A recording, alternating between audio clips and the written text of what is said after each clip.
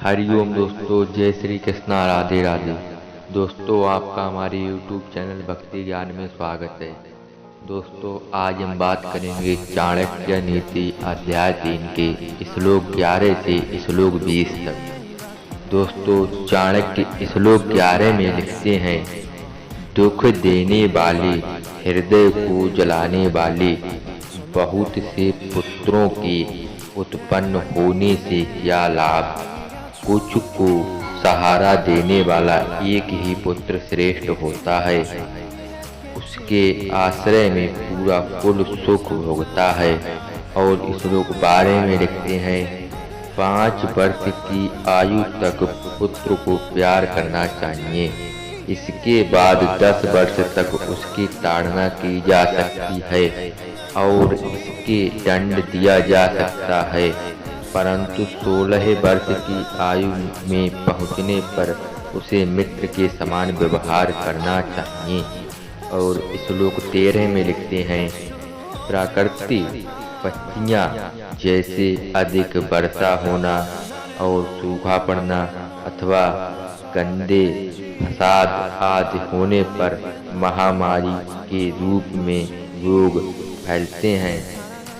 शत्रु के आक्रमण करने पर, भयंकर अकाल पड़ने पर और नीच लोगों का साथ होने पर जो व्यक्ति सब कुछ छोड़ छाड़ कर भाग जाता है, वह मौत के मुंह में जाने से बचता है।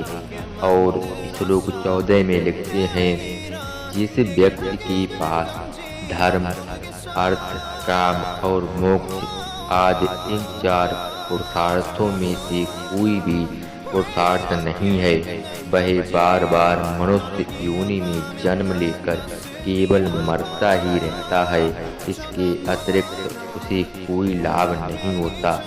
और श्लोक 15 में लिखते हैं, जहाँ मूर्खों की पूजा नहीं होती, जहाँ अन्न आदि काफी मात्रा में इकट्ठे रहते हैं, जहाँ पत्नी पति की प्रकार की कलह लड़ाई झगड़े नहीं, ऐसे स्थान पर लक्ष्मी स्वयं आकर निवास करने लगती है।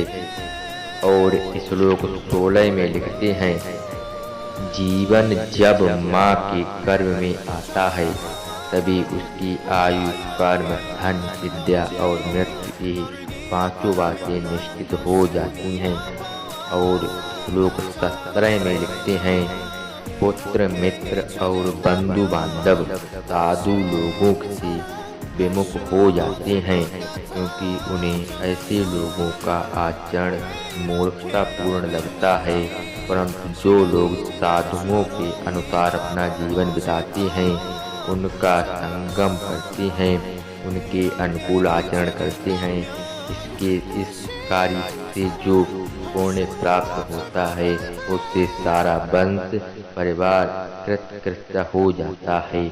और श्लोक 18 में लिखते हैं, जैसे मछली अपने बच्चों को देखकर मादा कछुआ ध्यान से और मादा पक्षी स्पर्श से अपने बच्चों का पालन पोषण करते हैं, उसी प्रकार सज्जनों की संगति भी दर्शन, ध्यान और स्पर्श द्वारा संघर्ष और एक व्यक्ति का पालन करती है। और श्लोक 19 में लिखते हैं, जब तक यह शरीर स्वस्थ तथा निरोग है और तब तक मृत्यु नहीं आती, तब तक व्यक्ति को अपने कल्याण के लिए धर्मयुक्त आचरण अर्थात पुण्य कर्म करने चाहिए, क्योंकि करने कराने का बंधन तो जीवन के साथ ही है।